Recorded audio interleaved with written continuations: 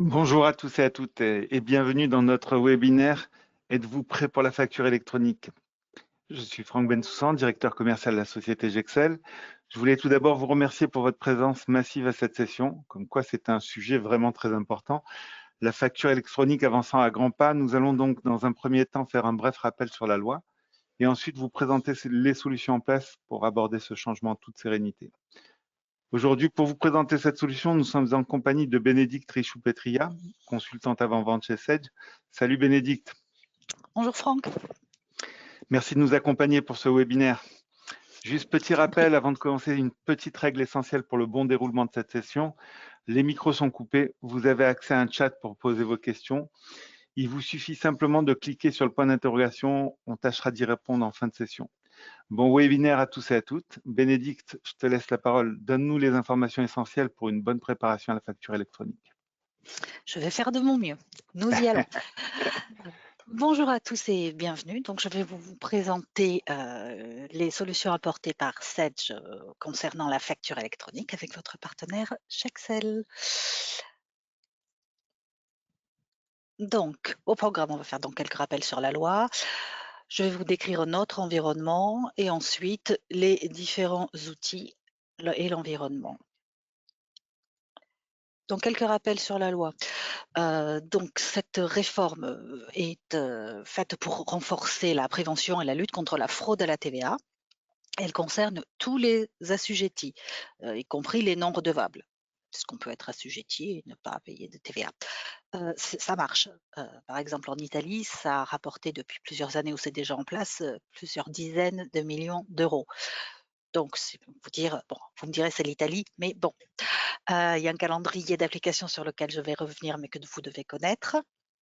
De nouveaux formats de factures seront obligatoires, donc ce sont des factures dématérialisées, c'est le format facture X, C2I ou UBL, et de nouvelles mentions obligatoires sur les factures. C'est-à-dire qu'il y avait déjà des mentions obligatoires, mais cette fois-ci, si elles n'y sont pas, elles ne parviendront pas à vos clients et vos fournisseurs ne pourront pas vous envoyer vos factures. Ça ne passera pas. Par ces nouveaux circuits obligatoires donc de circulation des factures avec de nouveaux acteurs, donc les outils de dématérialisation, les OD, pour avoir le format conforme, le portail public de facturation qui sera votre interlocuteur direct, mais aussi le seul habilité à transmettre toutes les informations à l'administration fiscale, et la plateforme de dématérialisation partenaire, donc ici, au hasard, Sedge, que chacun devra choisir. Le invoicing, la facture électronique, permet de déposer, transmettre et suivre les factures en B2B, c'est-à-dire entre professionnels et B2J, c'est-à-dire avec les collectivités, par exemple, comme on le fait avec Chorus Pro. Et ça ne s'applique pas en cas de B2C, c'est-à-dire aux particuliers, et de B2B, que ce soit à l'international ou intracommunautaire. Pour ces transactions-là, il y aura ce qu'on appelle le e-reporting, qui sera donc un reporting qui recensera les flux entre les B2C et les B2B internationales et intraco, ainsi que les ventes sous le régime des encaissements de prestations de services, puisque la facturation est le fait générateur, mais l'exigibilité, comme vous le savez, est à l'encaissement. Et donc, la facture électronique ne pourra pas déclencher l'exigibilité de la TVA. Donc, le calendrier: obligation pour tout le monde d'être en capacité de recevoir des factures électroniques dès le mois de septembre 2026, et ne vous y trompez pas, ça va arriver très, très vite puisque entre les 2 il y a déjà, 2 fois les vacances d'été. Et ensuite, l'émission, de factures électroniques et e-reporting pour les grandes entreprises, les entreprises de taille intermédiaire en septembre 2026, et pour les PME et les TPE en septembre 2027. Et cette fois-ci, il n'y aura pas de report. Heu, c'est le dernier délai. Et donc Sedge vous propose sa PDP qui est intégrée, gratuitement, dans toutes les dernières versions de nos solutions. Donc ici, c'est à partir de la V11 pour, la comptabilité, par exemple. Un rappel sur le circuit de la facture électronique. Donc une entreprise A, vous qui êtes vendeur, qui avez votre plateforme de dématérialisation qui ici sera la nôtre, Sedge Network, dont je vais vous parler. Oh, pardon, excusez-moi. Qui veut envoyer une facture à son acheteur qui a sa propre PDP. Donc, votre PDP va interroger le portail public de facturation dans lequel figure un annuaire des entreprises. Cet annuaire des entreprises regroupe tous les choix de toutes les entreprises en matière de PDP. C'est-à-dire qu'il va avoir l'obligation de déclarer la PDP choisie. Et c'est ainsi que votre PDP va chercher l'information dans le portail public de facturation pour envoyer la facture sur la PDP de l'acheteur, sachant que ni le vendeur ni l'acheteur ne sauront quelles sont leurs PDP respectives. Et sachant également que vous pouvez en choisir plusieurs, par exemple une pour recevoir les factures, une pour les envoyer. Et donc, comme je le disais, le portail public de facturation enverra toutes les données à l'administration fiscale, seule habilitée à le faire.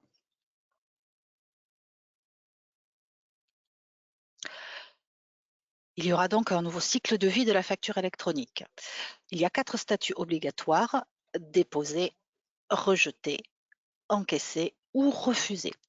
Il y a des statuts recommandés et libres. Sedge a décidé d'embarquer ces 14 statuts dans toutes ces solutions pour pouvoir suivre en temps réel tout le cycle de vie de la facture. Ce qui va changer beaucoup de choses, c'est-à-dire que vous aurez des informations immédiates sur le statut de la facture. Par exemple, vous saurez quand elle a été reçue par la plateforme de votre client, quand elle a été mise à sa disposition et quand elle a été prise en charge. Si elle a été approuvée, si elle a été en litige et pourquoi, si elle a été approuvée partiellement et pourquoi, complétée, refusée, si le paiement a été transmis ou si elle a été définitivement payée.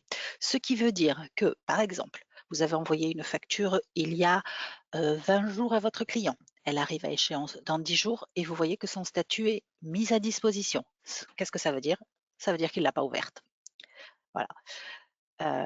Même en ne faisant rien, votre client est obligé de vous envoyer l'information qu'il n'a pas ouvert la facture. Et donc, vous pouvez le relancer en amont, par exemple. Donc, en fait, le but de tout ça, indépendamment de la fraude à la TVA, c'est aussi de fluidifier le cycle de vie de facture, de fluidifier les échanges, puisqu'on saura en temps réel où en est la facture et pourquoi, et qu'on pourra échanger avec le client ou le fournisseur. Et ça va changer aussi la vision et la mise en place de la relance. Donc, avec Sedge, nous vous proposons dans toutes nos solutions donc une PDP, un réseau qui s'appelle Sedge Network, qui va pouvoir vous mettre en relation avec la plateforme publique, les autres PDP, des interlocuteurs comme votre banque ou votre expert comptable ou les développeurs, et évidemment les clients et fournisseurs. Ça embarque évidemment de l'intelligence artificielle. Cette offre va être évidemment enrichie au fur et à mesure, mais ici vous disposez de la PDP et de Sedge Connect qui va vous permettre de communiquer avec tout votre réseau. Et donc, on peut le faire si on est équipé d'une solution Sedge Comptabilité et une solution de facture électronique adaptée, Sedge ou non. Ça marche dans les deux cas puisque c'est une plateforme ouverte. Nous avons ici donc notre réseau Sedge Connect. Donc je vais peut-être partager un autre écran pour vous le montrer en direct, affiché, hop, ici, voilà. Est-ce que vous voyez, est-ce qu'on voit bien l'écran sur lequel je suis? Franck? Oui, on voit très Oh, bien. on voit bien? Non, non, D'accord, très bien. Donc là, ici, vous arrivez dans Sage Connect, qui est donc le portail qui va être le reflet de ce qui se passe dans votre PDP, puisqu'on ne peut pas voir ce qui se passe dans la PDP. Et ça, c'est l'interface qui va vous permettre de tout voir. Donc ici, vous avez un accueil avec le détail des comptes, avec donc que ce soit les clients ou les fournisseurs, avec le détail de la créance ou de la dette et des retards. Et si vous cliquez à l'intérieur, vous allez voir ce qui le compose. Alors là, j'ai été très voilà, voilà. Par exemple, ici, vous avez le détail et vous pouvez avoir accès à vos factures. Ici, vous avez votre réseau, c'est-à-dire tous les sociétés, par exemple, ou intervenants avec lesquels vous êtes en contact avec. Donc, la possibilité d'échanger des messages, les contacts, les soldes des comptes, les liens actifs, les retards, les factures en cours, etc. Vous avez vraiment beaucoup de choses.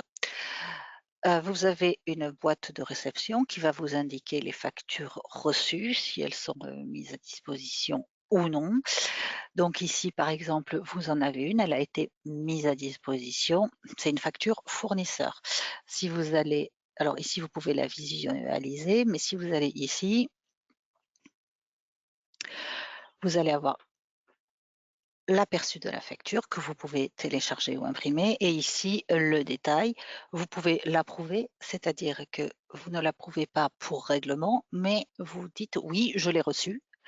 C'est-à-dire que là, elle va être prise en charge au lieu d'être mise à disposition et votre fournisseur le saura immédiatement. Et la même chose de l'autre côté. Si votre client approuve la facture, ça veut dire qu'il va commencer à la valider, qu'il l'a ouverte et donc à partir de maintenant, le compteur tourne.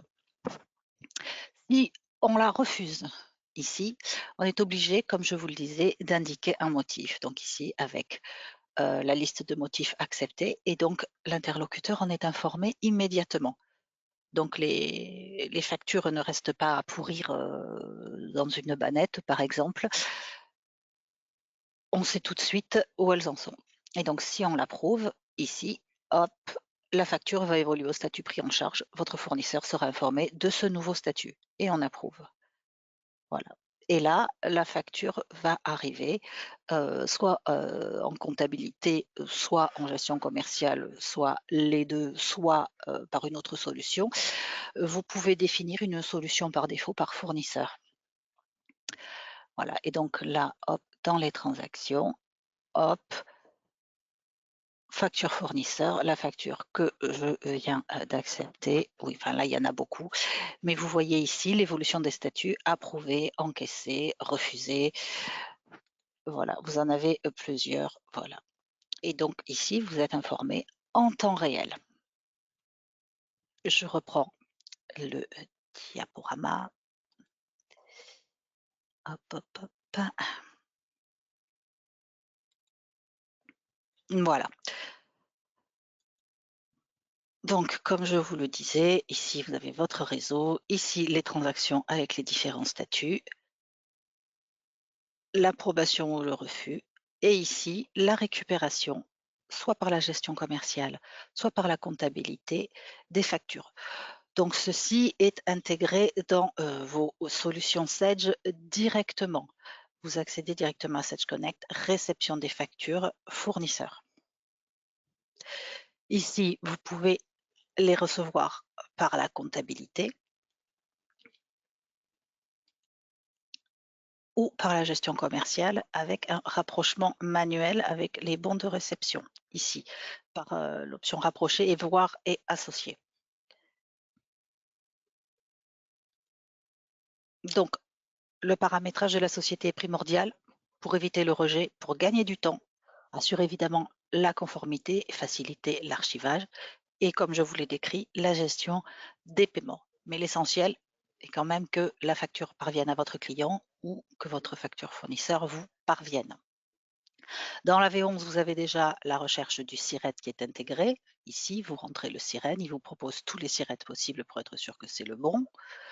Vous avez également le calcul de l'identifiant intracommunautaire qui est automatique, donc vous êtes sûr que toutes ces données sont bonnes. Mais il y en a d'autres, parce qu'il y a plus d'une trentaine de mentions obligatoires. Et donc, évidemment, avec des erreurs de routage, des rejets, des refus, des données de TVA erronées, évidemment des risques de contrôle.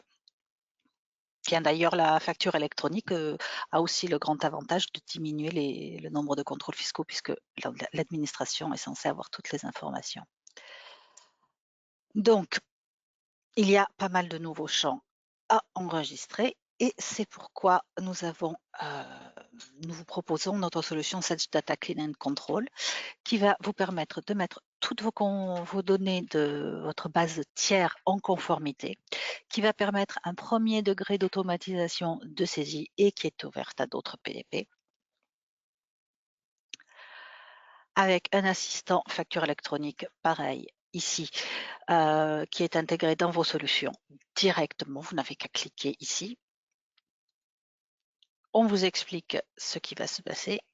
Et ici, vous pouvez mettre en sommeil les tiers non mouvementés, contrôler le paramétrage de votre société, ce qui est important pour émettre, certes aussi, mais être reconnu aussi par les PDP de vos fournisseurs et de vos clients, et effectuer les contrôles de cohérence des comptes actifs. Vous pouvez traiter uniquement les tiers mouvementés en définissant une date.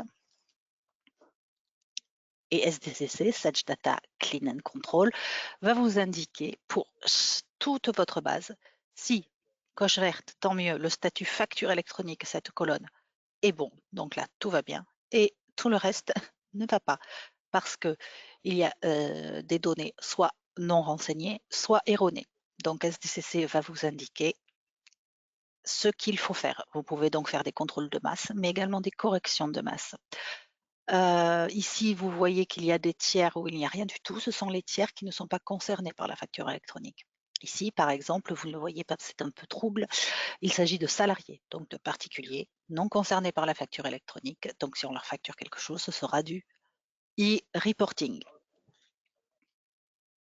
Donc, ça, c'est très important parce que vérifier une base de données comme ça, je dirais manuellement, selon le volume de vos tiers, ça peut ça peut mobiliser quelqu'un, je dirais à mi-temps pendant 15 jours, mettons. Ou plus même, c'est très très fastidieux. Vérifier que l'information est présente, qu'elle est exacte. Si elle n'est pas là, allez la chercher, s'assurer qu'elle est bonne et la mettre. Et tout ça pour une information. Et là, vous en avez beaucoup. Par exemple, le pays, si c'est un client étranger, bah, ça sera du e-reporting. Donc, ça va définir la nature du flux que vous allez émettre. Donc, rien que le pays, c'est très important. Ensuite, lorsque vous avez SDCC, vous pouvez visualiser les factures électroniques reçues via Sage Connect, soit par la comptabilité, soit par la gestion commerciale. Et ici, en comptabilité, l'écriture vous est proposée, c'est-à-dire que vous avez paramétré une grille de saisie par fournisseur. Donc, SDCC va l'appliquer, va détecter s'il y a des taux de TVA différents, comme ici c'est le cas, vous le voyez, des 10, des 20, donc 10%, 20%. Vous aurez deux comptes de TVA proposés ainsi que deux comptes de charge. Ici, vous voyez que les écritures apparaissent en gras, donc vous êtes familier avec la comptabilité Sage. Vous savez qu'il y a une ventilation analytique aussi qui est proposée par défaut.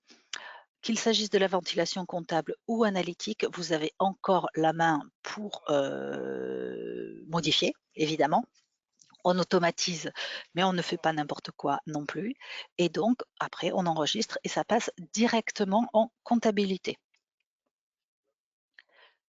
En gestion commerciale, vous pouvez faire un rapprochement automatique, c'est-à-dire vous allez chercher votre bon de livraison et il vous fait le comparatif.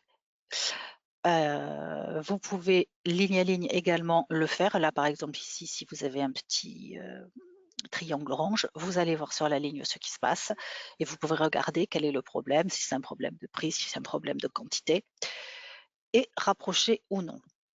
Approuver ou non, c'est-à-dire là, passer au statut de facture à comptabiliser et la comptabiliser via la gestion commerciale par le circuit habituel. L'approbation veut dire que vous la passez directement en gestion commerciale. Donc ici, vous avez ce que propose votre version 11 de Sage et tout ce que peut vous apporter Sage Data Clean and Control en termes de détection de masse des anomalies, de définir des périmètres de contrôle, de conformité à la facture électronique, de contrôle des sirènes et de l'imputation comptable manuelle, imputation comptable automatique, alimentation automatique aussi des charges et produits à régulariser les rapprochements manuels des documents d'achat à la gestion commerciale et le rapprochement automatique également.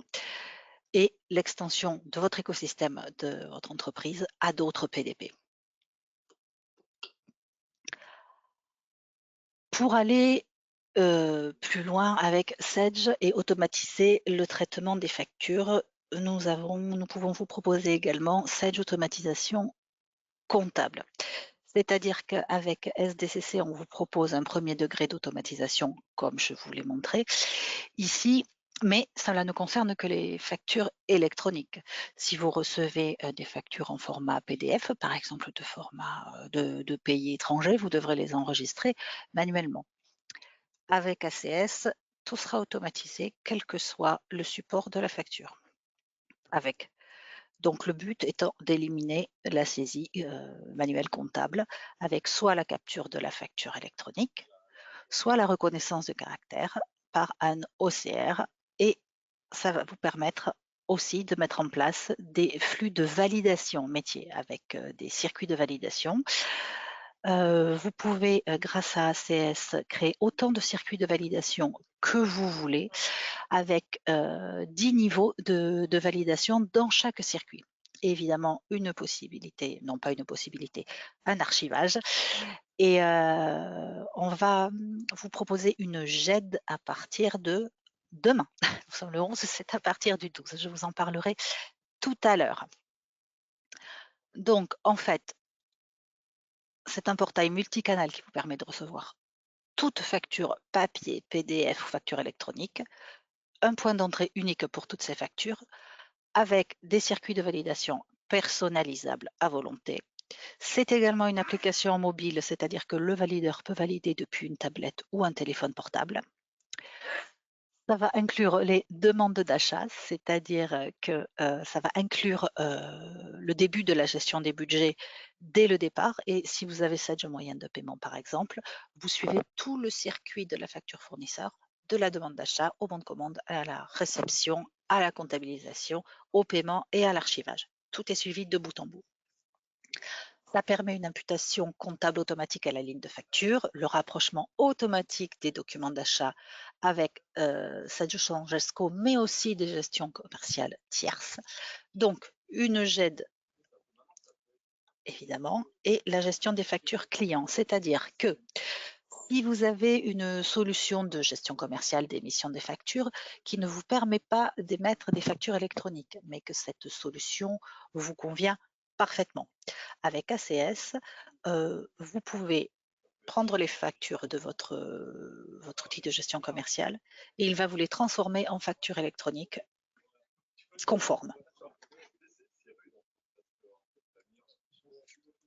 Donc ici, c'est un récapitulatif avec un schéma un peu... Je l'aime pas trop en fait, mais il y a beaucoup de choses. Donc, soit on reçoit des factures électroniques avec SDCC, vous pouvez tout automatiser, enfin automatiser le début du traitement, capturer la facture électronique, récupérer les factures électroniques par notre réseau, générer les écritures comptables et analytiques avec SDCC et payer par moyen de paiement. Mais avec cette automatisation comptable, vous pouvez avoir soit les factures électroniques, soit courrier, mail, avec un outil de reconnaissance de caractère ou la facture électronique, automatisation totale avec un circuit de validation. Donc, vous avez un tableau de bord qui est très simple avec, selon vos droits des tuiles, les factures à comptabiliser, s'il y a des questions ou si elles sont à valider, si vous êtes valideur. Voilà, j'ai tous les droits, mais il peut par exemple n'apparaître que cette tuile sur un valideur, que celle-ci pour un comptable, ou si un comptable peut avoir, dans un circuit de validation, a le droit de valider certaines factures, il aura tout. Si vous allez dans vos factures à comptabiliser, vous voyez que vous pouvez recevoir des factures au format électronique comme des PDF. Les doublons sont identifiés immédiatement, vous n'avez même pas à ouvrir la facture. Et donc, vous avez tous les renseignements nécessaires de la facture. Ici, donc, vous avez ce qu'on appelle un PDF standard au format image Donc, nous aurons recours à l'outil de reconnaissance de caractère, l'OCR. ACS va procéder par zonage, c'est-à-dire qu'ici, on va lui dire cette facture, pour ce fournisseur, le numéro de facture sera à aller chercher ici. Il va le récupérer. Ici, vous avez le circuit de validation. À l'instant, je vais vous le montrer. Voilà. Et ici, vous pouvez en fait avoir plusieurs circuits de validation. La catégorie, c'est le circuit de validation. Ces circuits de validation, vous pouvez les paramétrer comme vous voulez, c'est-à-dire soit une personne peut juste la comptabiliser et la transmettre à un valideur, qui la retransmettra à un autre valideur. Vous pouvez également, ici, dans Action, choisir une option, c'est-à-dire transmettre la facture pour validation ou poser une question, par exemple, si vous avez un doute. Ici, on reprend toutes les références, les modes de règlement, les dates d'échéance qui peuvent être recalculées et le libellé qui est entièrement paramétrable. Lorsqu'il s'agit d'une facture électronique, la facture apparaît à l'œil humain totalement normale, et ça c'est une obligation légale, mais à l'intérieur est encapsulé un codage en langage XML qui sera le même pour toutes les factures, pour toutes les sociétés, pour tous les redevables de la TVA en France. Et donc, ACS va lire ces informations. Il ne va pas lire ça, il va lire ça. Il va aller chercher toutes les informations comme ça. Et c'est pour cela que le paramétrage est très important parce que ici, si quelque chose ne correspond pas au code attendu, la plateforme va le refuser. Elle ne va même pas la transmettre à l'interlocuteur, elle sera refusée. On peut également faire ce qu'on appelle un mapping, c'est-à-dire, par exemple, dire si un nom d'article contient ce mot-là, eh bien, il ira dans ce compte. On peut également ici gérer les charges constatées d'avance, par exemple. Mais on peut aussi également avoir des grilles de saisie, comme d'habitude, chez Sage.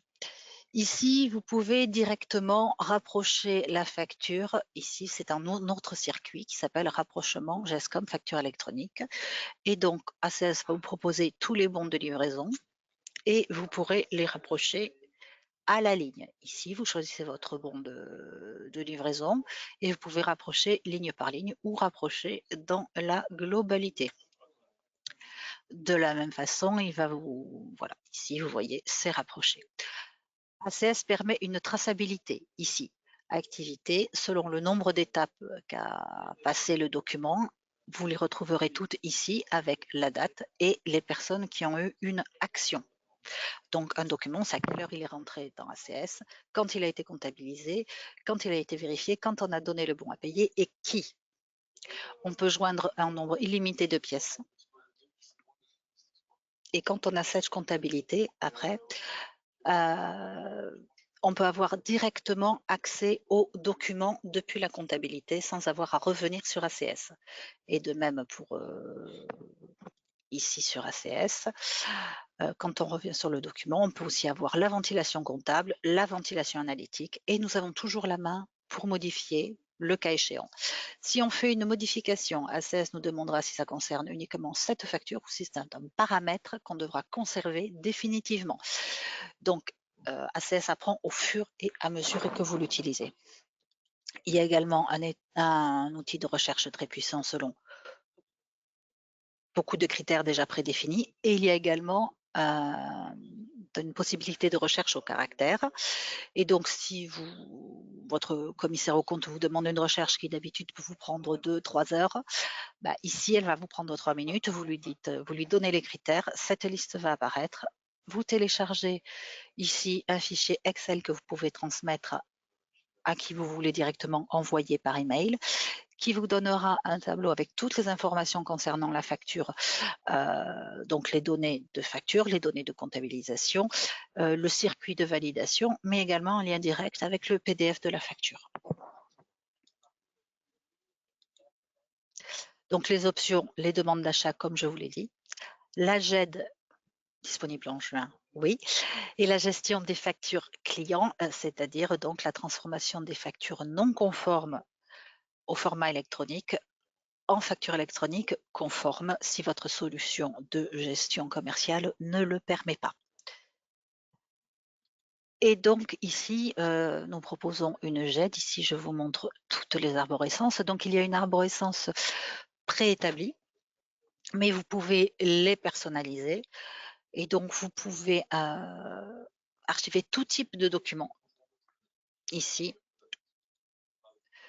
avec dans l'administration, ici des modèles, des référentiels, des types et des indexations. De la recherche et de la recherche avancée. Par exemple ici, vous le voyez, vous pouvez mettre autant de critères que vous voulez. Donc, vos documents seront archivés au bon endroit et vous pourrez les trouver très facilement, quel que soit le type, et savoir quel est le statut du document, terminé ou en cours d'intégration. Vous pouvez également les partager depuis la GED. Vous pouvez contrôler qui a accès ou non à tel document, quand il a été ajouté, quand il a été modifié, l'emplacement. Donc ici, vous pouvez partager, ajouter des droits en consultation, en modification, en affichage sans pouvoir télécharger. Voilà, et configurer des exports. Donc, ici, vous avez les automatisations que vous apporte Sage ACS par rapport à Sage 100, puis ce que vous apporte Sage Data Clean and Control, et si vous voulez automatiser entièrement, Sage automatisation comptable. Ici, je vous indique des liens utiles concernant la facture électronique. Donc, il y a le blog Sage, bien sûr. Une fois aux questions sur impôt.gouv, qui est très bien faite et que je vous incite fortement à consulter. Les cas d'usage sur impôt.gouv, c'est-à-dire tous les types de factures qui peuvent exister, puisque vous savez qu'en France, il y a une généralité, il y a beaucoup d'exceptions. Donc ici, vous avez la liste des cas qui sont traités par la facture électronique. Donc, ils vont tous être traités au fur et à mesure et vous pouvez suivre les progrès. Et vous avez sur le site économie.gouv la liste de toutes les mentions obligatoires des factures, celles qui sont sur la fiche de tiers, mais aussi dans les fiches articles. Par exemple, et je vous encourage vivement à y aller parce que c'est vraiment très bien fait. Et ça vous indique aussi le travail qu'il y a à faire pour la mise en conformité des bases de données. Avec SPC, évidemment, le cloud, vous pouvez vous organiser puisque ça permet l'accessibilité et la mobilité d'où que l'on soit. La conformité de la solution puisque ça permet la mise à jour constante par votre partenaire Excel. La sécurité, évidemment, des données, mais aussi avoir écho des cyberattaques. La sauvegarde automatique des données et la protection. Ça inclut l'offre SaaS 700 complète et donc c'est une solution évolutive. Ça permet la gestion des accès avec double identification, les sauvegardes et protections des données Sage avec les sauvegardes quotidiennes, mensuelles, annuelles et les coffres forts, donc 6 coffres forts, 6 à Marseille et 6 à Paris, des réplicas, et la disponibilité des services à 99,9%. Donc les bénéfices de la facture électronique, parce que ce que l'on voit souvent comme une contrainte va nous apporter beaucoup de choses. L'optimisation du processus des traitements des factures fournisseurs, c'est-à-dire être assuré de recevoir toutes ces factures fournisseurs. Il n'y a rien qui passe à travers la raquette, que ce soit les factures électroniques via la PDP, bien sûr, mais aussi par ACS, puisque on peut recevoir les factures sur une adresse dédiée qui est stocké et qu'ACS consulte toutes les 2 minutes. Vous n'avez rien à faire et toutes vos factures sont directement injectées dans ACS. donc via la PDP pour la facture électronique bien sûr, et donc sur votre espace dédié pour les autres que vous aurez reçus par mail ou scannés. Donc un gain de productivité, une traçabilité comme je vous l'ai montré, l'utilisation d'un outil de reconnaissance de caractère performant avec l'intelligence artificielle qui lui permet d'apprendre au fur et à mesure, la sécurisation des données dans le cloud, évidemment l'utilisation des circuits de validation qui sécurisent également la validation des factures et leur mise en paiement. Donc productivité, efficacité, sécurité. La réforme électronique, ça veut dire s'informer, ce que vous faites actuellement, mais aussi anticiper, et je dirais encore anticiper, anticiper, surtout s'organiser, vérifier la comptabilité des applications, les outils utilisés, les prérequis matériels. Quelle est votre solution de dématérialisation existante ou en avez-vous une? Votre outil dématérialise-t-il les factures? Vos clients, par exemple, si vous avez un client très important, donneur d'ordre, qui peut vous dire nous voulons que vous utilisiez cette PDP. Mettre à jour tous les développements, installer la dernière version de Sage si vous ne l'avez pas, former les utilisateurs. Souvent, dans les services comptabilité, on dit que la réforme de la facture électronique va rendre beaucoup du travail des comptables obsolète. Non, c'est un changement de façon de traiter les choses qui permet d'accélérer ce que l'on faisait avant manuellement hein, et mécaniquement pour pouvoir maintenant utiliser en temps réel les données au lieu de passer son temps à les enregistrer. Donc c'est quelque chose qui va rendre tous les services beaucoup plus proactifs, productifs et surtout donc l'obtention des données à analyser immédiate. Et évidemment, identifier vos cas d'usage et choisir votre plateforme de dématérialisation. Nous vous rappelons que Sage intègre gratuitement sa plateforme dans toutes ses dernières solutions. Donc en résumé, il faut faire un audit de votre système d'information, nettoyer la base de données et ça c'est la pierre angulaire de la réforme, vraiment. Sinon, si les données ne sont pas, si la base de données n'est pas bonne, les factures ne partiront et n'arriveront pas de chez vous ou vers vous. Donc, rendez conforme vos factures, mettre à jour la solution de gestion ou voir s'il faut avoir recours à un outil pour rendre vos factures conformes au format et activer votre PDP Sage. Donc, Gexcel, votre partenaire, va vous accompagner pour vous préparer à la facture électronique donc qui est en septembre 2026. Mais là, par exemple, nous sommes en juin. Pendant 2 mois, rien ne va se passer. Ensuite, Noël va arriver et nous serons très vite en janvier. Donc, votre partenaire va vous dire d'anticiper. Je vous dis d'anticiper parce que si tout le monde commence à vouloir se mettre en conformité, mettons au mois de mars, il va y avoir un goulot d'étranglement et donc tout le monde ne pourra pas être enfin, ça sera très difficile de gérer le volume des demandes. Donc vraiment anticiper et vous aussi pour votre sérénité, pour être confortable avec cette réforme et être serein. Donc voilà, Franck, je te laisse la parole pour Merci beaucoup conclure. pour ta présentation, merci. Alors, on Merci a beaucoup, quelques questions. Bénédicte. Allez-y. Alors, une fois qu'on choisit un PDP, peut-on en Oui, changer facilement sans contrainte? oui. Alors, vous pouvez d'ores et déjà vous inscrire sur la PDP de Sedge, par exemple, et vous pouvez vous inscrire ailleurs. Après, vous n'avez même pas besoin de vous désinscrire puisque c'est vous qui indiquez dans quelle solution vous allez envoyer votre facture. Par exemple, je vais essayer de vous montrer quelque chose en gestion commerciale. Ah, évidemment, il s'est déconnecté. Mais donc, en fait, c'est vous, depuis votre solution, qui choisissez le biais par lequel vous allez envoyer votre facture ou recevoir votre facture. Et donc, vous pouvez recevoir, vous inscrire à plusieurs plateformes et vous choisissez par quel canal vous allez la recevoir. Donc, vous n'êtes même pas obligé de vous désinscrire Vous choisissez, vous pouvez vous inscrire à plusieurs plateformes et vous choisissez par quel canal vous allez envoyer vos factures. Ok. Le dépôt d'une facture sur le portail est payant? Non.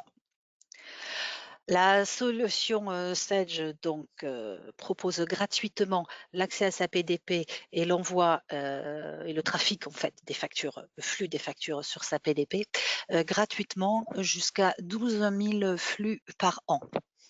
C'est-à-dire normalement ça doit couvrir 95% de tous nos clients. Et Et juste une question, Bénédicte, oui, là-dessus. 12 000 factures par an, soit donc 1000 factures par mois, c'est par société. Si j'ai un client qui gère par exemple 4 sociétés, est-ce qu'il aura 12 000 factures pour les 4 sociétés ou il aura 12 000 factures pour chaque entité? je ne suis pas sûre. Je ne suis pas sûre. Je vais demander la précision. Ça marche. Voilà, je ne veux pas m'avancer et vous dire une bêtise. Non, non, c'est Non, certain. mais sachant que c'est bien 12 000 par an et pas 1 000 par mois pour éviter tout problème de Oui, oui, saisonnalité, hein, bien eh oui, sûr. exactement.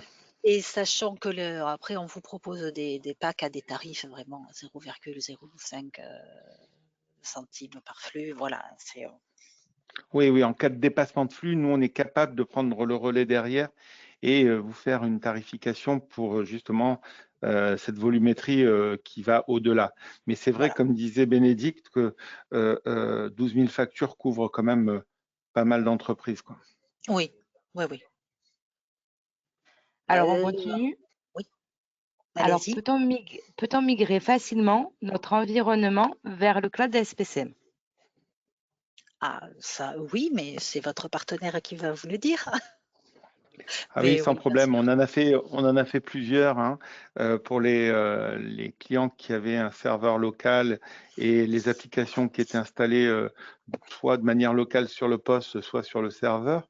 On en a migré beaucoup en environnement SPC et à partir de ce moment-là, les clients tapent une URL et sont connectés au cloud directement. La migration, fonction de l'environnement, grand maximum, c'est entre 2 jours et 3 jours, mais c'est vraiment le maximum. Alors, Avec si, récupération totale des données, bien évidemment. Oui, voilà. si nous avons plusieurs plateformes, comment le fournisseur peut connaître sur quel PDP la déposer? Exemple, on utilise une PDP différente pour les frais généraux et les autres factures. Alors, en fait, c'est sur l'annuaire.